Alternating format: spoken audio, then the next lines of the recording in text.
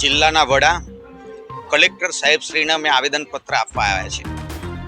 આ ખરેખર આવેદનપત્ર કોર્પોરેશનના કમિશનર સાહેબને જ આપવાનું હોય. છેલ્લા 7 વર્ષથી અમારી આખી સામાજિક કાર્યકર્તાઓની ટીમ જેટલું પણ માર્કેટો હોય, જેટલા પણ હોકર્સ હોય, એના માટે અમે લડીએ છીએ. હવે કેટલા કમિશનરો બદલાયા, હમણાં મહેશ બાબુ નવા કમિશનર સાહેબ આવ્યા છે. દરેક કમિશનર સાહેબોને અમે ટોળા લઈને આવેદનપત્રો આપ્યા, પણ એ રગદીમાં ગયા છે.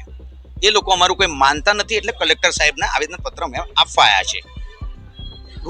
આ જે 2014નો સ્ટ્રીટ વેન્ડરનો રૂલ્સ છે, મેં તમારા મીડિયાના માધ્યમથી કહેવા માંગુ છું કે જેટલા પણ કર્મચારીઓ છે એ કમિશનર સાહેબથી લઈને 4, 5, 10 લોકોને છોડીને દરેક લોકો જય વ્યાસ હોય કે વિનોદભાઈ હોય કે હું હોય કે કોઈ પણ વ્યક્તિની સામે બેસી જાય અને સ્ટ્રીટ વેન્ડરના દરેક રૂલ્સ અને રેગ્યુલેશન શું છે એના અમે સવાલો કરો ને તમે સવાલો કરો. એટલે 95% કર્મચારીઓને સ્ટ્રીટ વેન્ડરનો રૂલ્સ ખબર જ નથી. પહેલી વાત. બીજી વસ્તુ કે આ કોઈ ચોરી તો કરતા નથી, આ કોઈ લૂંટફાટ તો કરતા નથી, બરાબર? આ કોઈ દારૂ તો વેચતા નથી, આ કોઈ બુટલેગર તો છે નહીં. સવારથી લઈને દરેક લોકો એટલી મહેનત કરે છે. 5, 7, 8 લોકો ખાવાવાળા હોય અને એક વ્યક્તિ મહેનત કરતો હોય અને એની લારીમાં માલ ભર્યો હોય 5,000, 6,000 અને કોર્પોરેશનની ગાડીઓ આવે અને સીધું જ કે લઈ જાય ચહેરા પ્રમાણે 1,500, 2,000, 5,000 15 દિવસે મહિના છોડે. એક મહિનાની રોજીનું એનું શું, એ માલ ભરેલાનું શું રૂલ્સ નથી? બંધારણ શું કહે છે?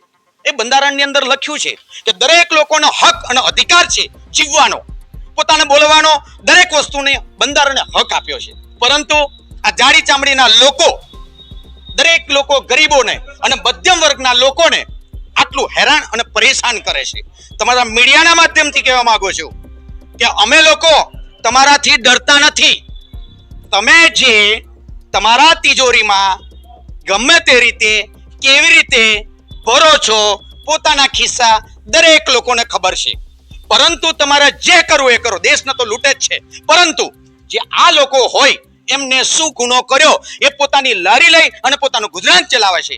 છતાં પણ એ લોકો જ્યારે પણ આવે મન ફાવે ત્યારે કોઈ પણની લારી ઉઠાઈ જવાની તમારા બાપની જાગીર છે. જ્યારે વડાપ્રધાન સાહેબ કહેતા હોય અને એને લોન આપતા હોય તો લોન કયા અનુસંધાનમાં આપી?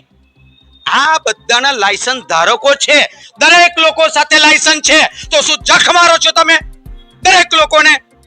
જ્યારે પણ કોઈ હોય, પેલા માસી હોય બિચારા, કોઈ વૃદ્ધ હોય, એના ઘરની અંદર એનો છોકરો મરી ગયો હોય, નાના બાળક હોય, એવું મેં જોયેલું છે સાહેબ. આજે દુઃખ થાય છે, હૈયો આજે રુદન થાય છે. એવા લોકોએ તમારો શું ગુનો કર્યો? એક માજલપુરની અંદર બેસે છે, આંધળો ને બોબડો છે બિચારો, થોડુંક દેખાય છે, એની લારી ઉઠાઈ ગયા. આ શાના માટે આટલો બધો આતંક કેમ? શું આતંકવાદીઓ છે?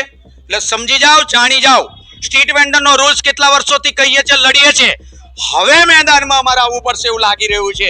અને જ્યારે મેદાનમાં આવીશું તો 10,000ની ઉપર કાયદેસરની લારીઓ છે અને બીજી પણ લારીઓ છે. હરેક લોકોને લઈ અને અમે આંદોલન કરીશું. તમારાથી જે ઉખડે એ ઉખાડી લેજો. અમે તો બધાની રોજી માટે લડવાના અને લડવાના, ચાહે જીવ પણ જતો રહે.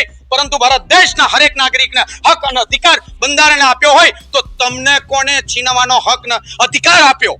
તો તમે જે ખુરશી ઉપર બેઠા છે એટલે સમજી જાઓ, જાણી જાઓ અને આ વહેલી તકે કરો અને આ લોકોને, ગરીબ લોકોને, મધ્યમ વર્ગના લોકોને ન્યાય આપો.